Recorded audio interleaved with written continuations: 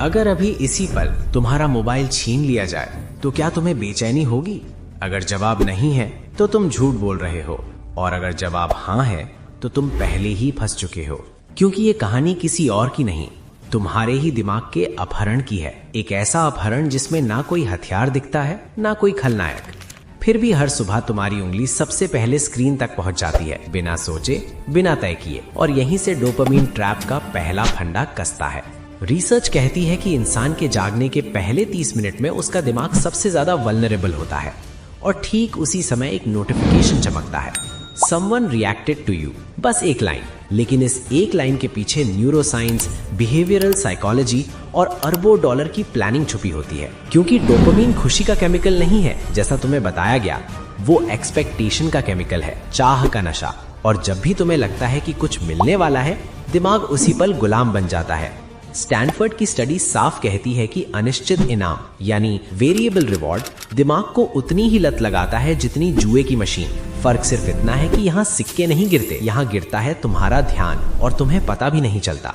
एक वीडियो, फिर दूसरा, फिर तीसरा, हर 7 से 10 सेकंड में नया स्टिम्युलस, नया हुक, नया वादा, और दिमाग को सोचने का मौका ही नहीं मिलता। MIT की रिसर्च बताती है कि लगातार माइक्रो डोपामिन हिट्स इंसान की डीप फोकस क्षमता को 40% तक खत्म कर देती हैं। लेकिन तुम्हें लगता है कि तुम बस एंटरटेनमेंट देख रहे हो, असली खेल तो बैकग्राउंड में चल रहा होता है। क्योंकि हर बार जब डोपामिन ऊपर जाता है, उसके बाद उतनी ही तेज गिरावट आती है, और उस खालीपन को भरने के लिए दिमाग फिर उसी स्क्रीन की तरफ भागता है। यही वजह है कि एक औसत इंसान दिन में 2600 से ज्यादा बार फोन छूता है। ये कोई अंदाजा नहीं, ये डेटा है। और इस दौरान तुम्हारी जिंदगी साइलेंट मोड में चली जाती है, रिश्ते अनरेड रह जाते हैं, सपने पोस्टपोन हो जाते हैं, और तुम्हें लगता है कि समस्या तुम हो, मुझ में डिसिप्लिन नहीं है।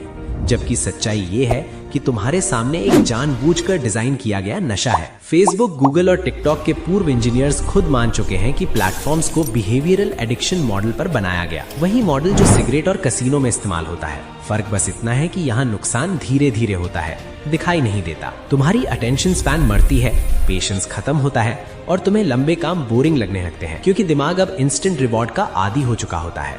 सबसे खतरनाक समय रात 11 से 2 बजे के बीच होता है, जब डिसीजन मेकिंग सबसे कमजोर होती है और कंटेंट कंजम्पशन सबसे ज्यादा। और अगली सुबह तुम खुद से वादा करते हो, आज कम चलाऊंगा। लेकिन डोपामिन ट्रैप की सबसे क्रूर बात यही है कि वो तुम्हारी उम्मीद को ही हथियार बना लेता है। फोमो, वैलिडेशन, क्यूरियोसिटी, सब कुछ।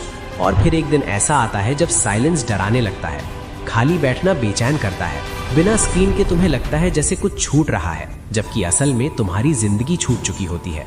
वक्त, फोकस, गहराई और खुद पर कंट्रोल। और अब सवाल ये नहीं है कि ये ट्रैप मौजूद है या नहीं, असली सवाल ये है कि क्या तुम्हें अब भी लगता है कि तुम इससे बाहर हो?